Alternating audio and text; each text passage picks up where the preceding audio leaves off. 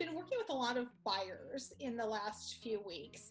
And, all of my buyers tend to be what people are quoting as essential employees. So the market still is moving along at a pretty fast pace. In fact, all of but one of my clients have come across multiple offers and have lost out. Some they have won, but it's definitely in the DMV, homes are still selling for sure, and maybe in some towns, Arlington specifically, Bethesda, Chevy Chase, in some pockets of DC, you're seeing multiple offers still. Firstly, with COVID, it can be present a little challenge in terms of seeing homes.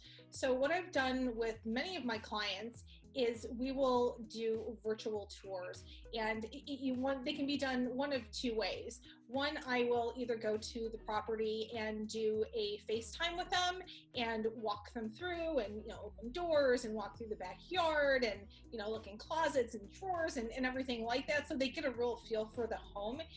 So that's one way, and I like that better than the second way, and certainly because they're able to ask questions, and if they want to look at something more in depth, I can answer that question right there. Now, the other way, and just depending on someone's time, is I will go and do a nice video tour. I'll just do it myself, walk through the property, and then I will upload that video to YouTube and then give them a link for them to look at the property at their leisure. So two ways, and it just is whatever works best for the client, and then they can make a decision at that point if they'd like to move forward and submit an offer, or if the search continues. I put actually 3 clients under contract in the last 2 weeks. So in the height of all of the COVID stuff that's going on, nobody has actually gone to settlement, but I do have a settlement in about a week, maybe 10 days or so. And so what we've done since doing the virtual tour, we've gone under contract, multiple offers. Then we had to do the home inspection, and the home inspectors today are mixing it up a little too. Everyone's trying to be very flexible and working within these new parameters.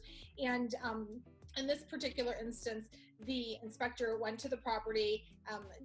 Nobody met the inspector. They got a 1-day code to enter the property. They do the full inspection. And then before the inspector leaves the property, they'll call the client and go through the findings. And then if there are specific questions, the inspector can answer them at that point, and then they send the inspection report. So once we get through that, now we're getting ready to go to settlement.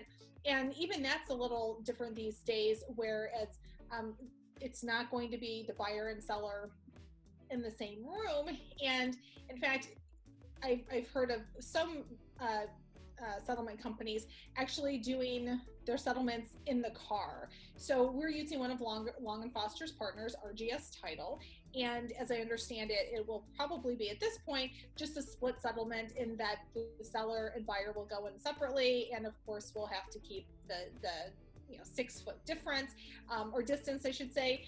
And then whatever can be signed electronically will be signed electronically. But of course, on the buyer side, the lender is not yet set up to do things electronically. So the buyer will have to sign with their wet signature.